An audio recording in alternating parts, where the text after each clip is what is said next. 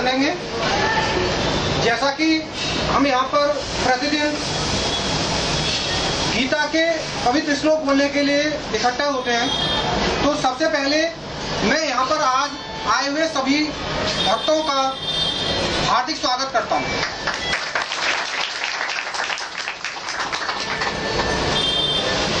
और कार्यक्रम की शुरुआत के लिए सर्वप्रथम मैं कृष्ण कुमार शर्मा जी को आमंत्रित करता हूं कि वो यहाँ पर आकर और पूजा की शुरुआत करें।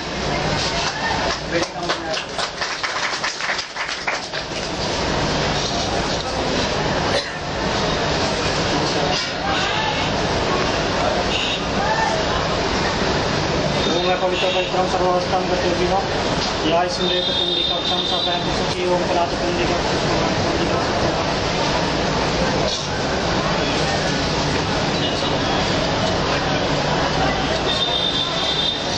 देखिए, आप जो छींटे आएंगे वो सभी के शुद्धिकरण के लिए आएंगे, क्योंकि एक एक करके सभी का शुद्धिकरण कराना जो संभव है, ठीक है। तो इसलिए जिस पे भी छींटे पड़े हैं तो उसकी जो भावना है, उसकी जो श्रद्धा है, ठीक है, वो शुद्ध रहनी चाहिए।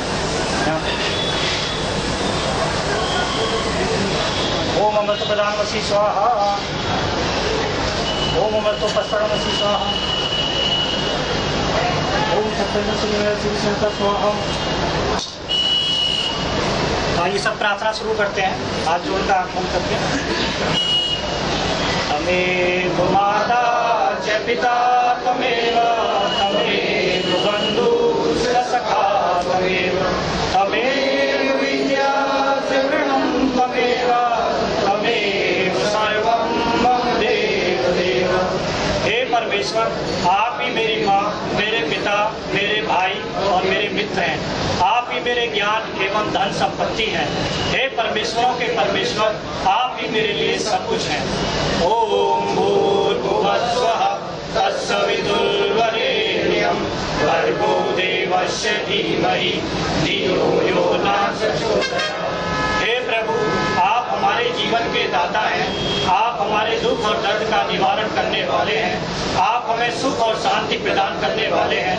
हे संसार के विधाता, हमें शक्ति दो कि हम आपकी उज्जवल शक्ति प्राप्त कर सकें। कृपा करके हमारी बुद्धि को सही रास्ता दिखाएं। ओम द्यौ शांति अंतरिक्ष शांति, पृथ्वी शांति, आकाश शांति, ओषधय शांति, वनस्पतय शांति, विश्वदेवा शांति, ब्रह्मा शांति, सर्वगुण शांति, शांतिरेव शांति, श्यामा शांतिरेधि।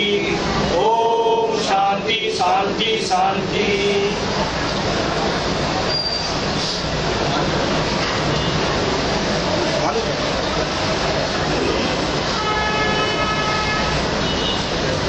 पूजा के पश्चात अब मैं गीता के जो पवित्र श्लोक हैं इनको प्रतिदिन कर सुनाने के लिए मैं कृष्ण कुमार शर्मा जी और शुक्ला जी को आमंत्रित करता हूं कि वो दोनों आकर और गीता के पवित्र श्लोकों से हमें पवित्र करें।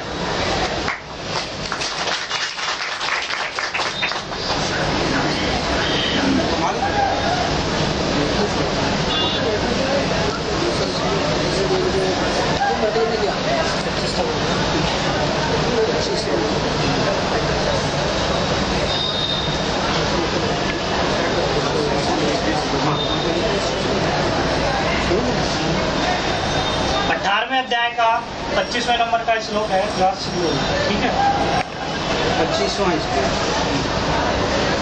भगवान 25 तक हो गए। 26वां श्लोक भगवान कहते हैं, मुक्त संगो अनहंवादी धृतुष्याः समान्वितः सिद्धे सिद्धियो निर्विकारः कर्ता सात्विक उच्यते। इसका अर्थ है, जो व्यक्ति भौतिक गुणों के संसर्ग के बिना अहंकार रहित संकल्प तथा उत्साह पूर्वक अपना कर्म करता है और सफलता अथवा असफलता दोनों में अविचलित रहता है, वह सात्विक कर्ता कहलाता है।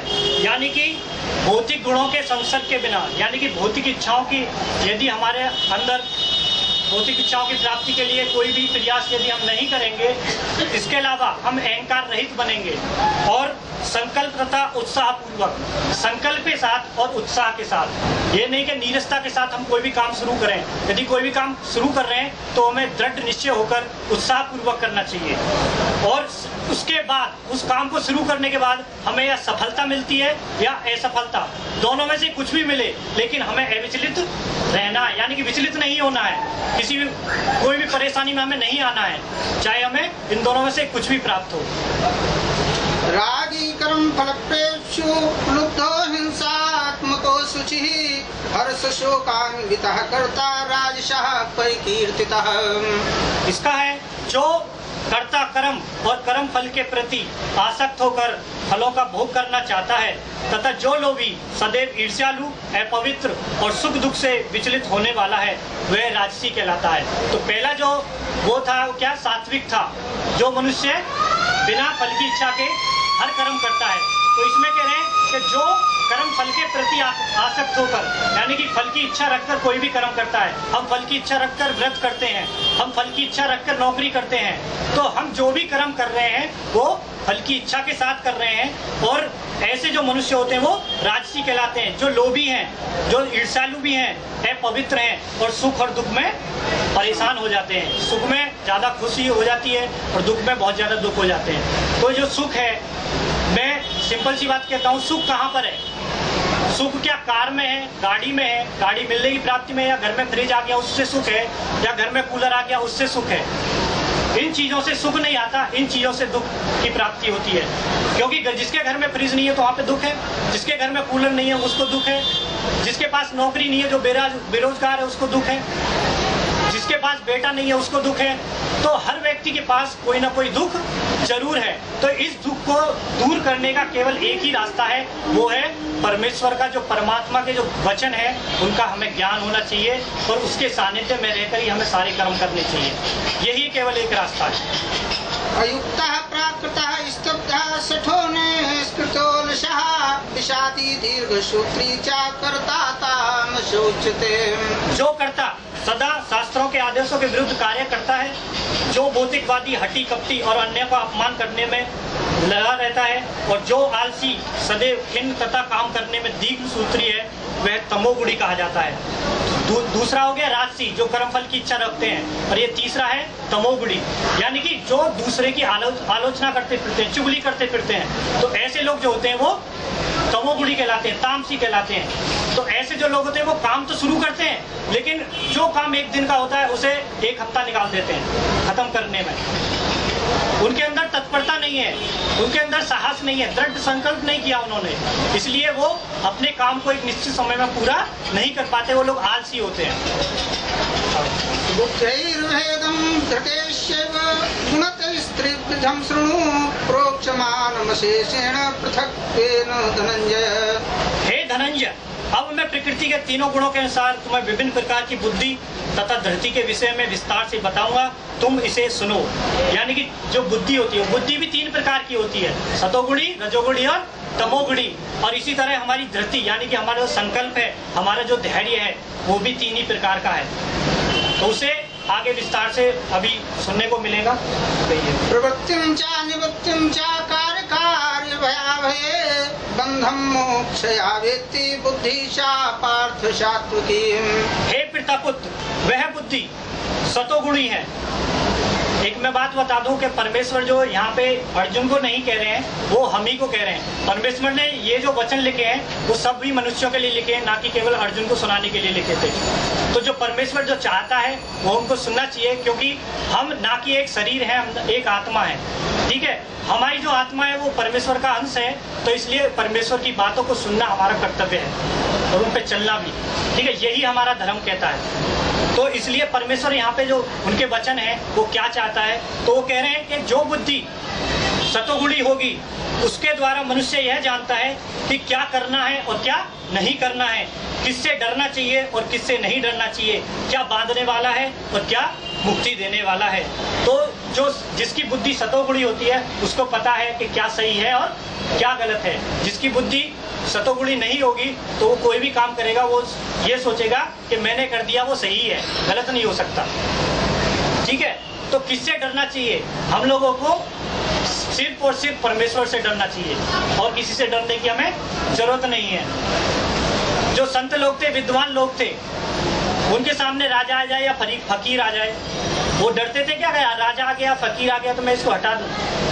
नहीं डरते थे।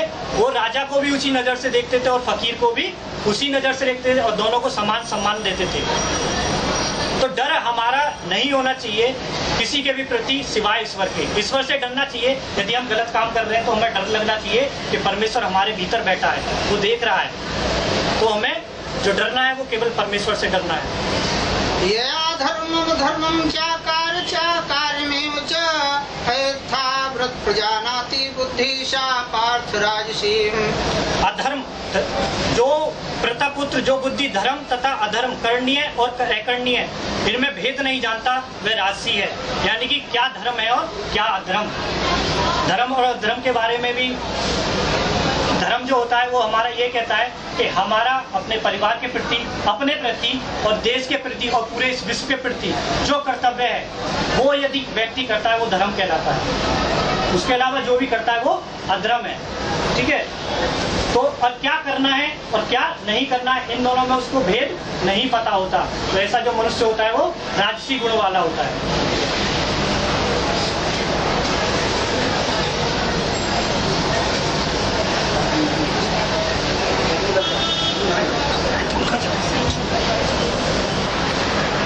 गीता के जो हमारा समय है, इस समय प्रतिदिन उपस्थित रह रहे हैं और उनकी रुचि दिन प्रतिदिन बढ़ती जा रही है। तो उनकी रुचि और गीता के प्रचार प्रसार को देखते हुए कमेटी ने उन्हें एक गीता की पुस्तक देने का निर्णय लिया है। तो मैं ऐसे जो रुचिमान भक्त हैं, मैं उनका आपको यहाँ पर नाम बताता हूँ, वो कृपा करके और गीता की पुस्तक यहाँ से लें। तो इसके लिए मैं नाम बताना चाहूँगा। ज्योति, वंदना, प्रतिमा,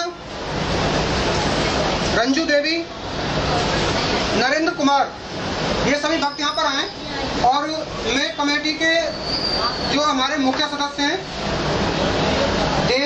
मिस्टर देव से अनुग्रह करूंगा कि यहाँ पर आकर और इनको गीता की पुस्तक दें।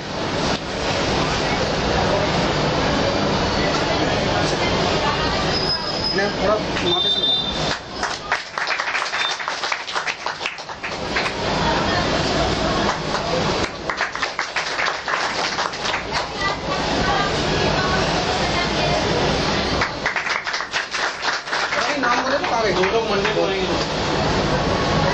आगे देवेंद्र, पप्पू, राकेश, सुरेश, सत्येंद्र, ये सभी आए और यहाँ से गीता लें।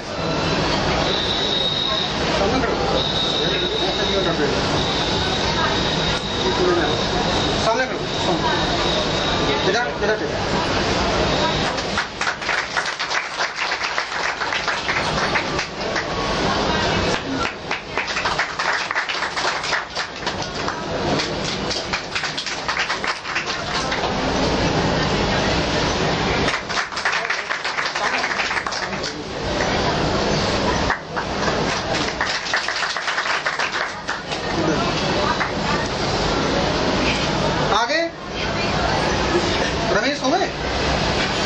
रमेश, सत्यराम, बबलू, सुनील कुमार, सतीश चंद्र, राकेश। मैं इसके लिए अमित भूषण जी से निवेदन करूंगा कि वो यहाँ पर आकर इन्हें गीता की पुस्तक भेंट करें।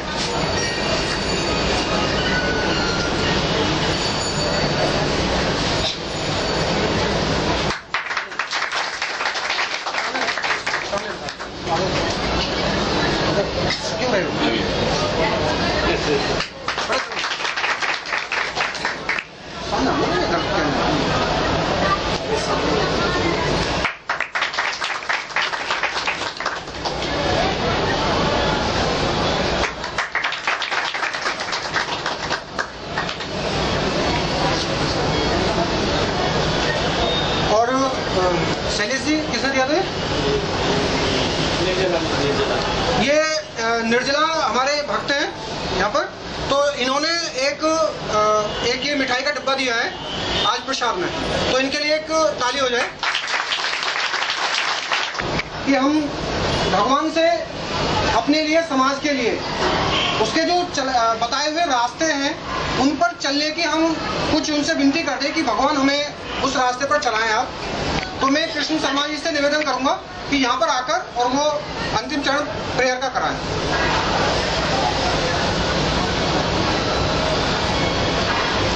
सभी लोग हाथ जोड़ के आँख बंद करके परमेश्वर से प्रार्थना करेंगे कि जैसे मैं बोला मेरे पीछे पीछे ऐसे ही बोलूँगा। हे परमेश्वर, हमारे मुख से निकलने वाला प्रत्येक शब्द तथा हमारे शरीर से की जाने वाली प्रत्येक क्रियाएं और हमारे मन का प्रत्येक विचार आपसे जुड़ा हो, ऐसा जानकर ही हम कोई कार्य करें। तथा हे परमेश्वर, आप हम पर और हमारे परिवार पर कृपा दृष्टि बनाए रखें। धन्यवाद।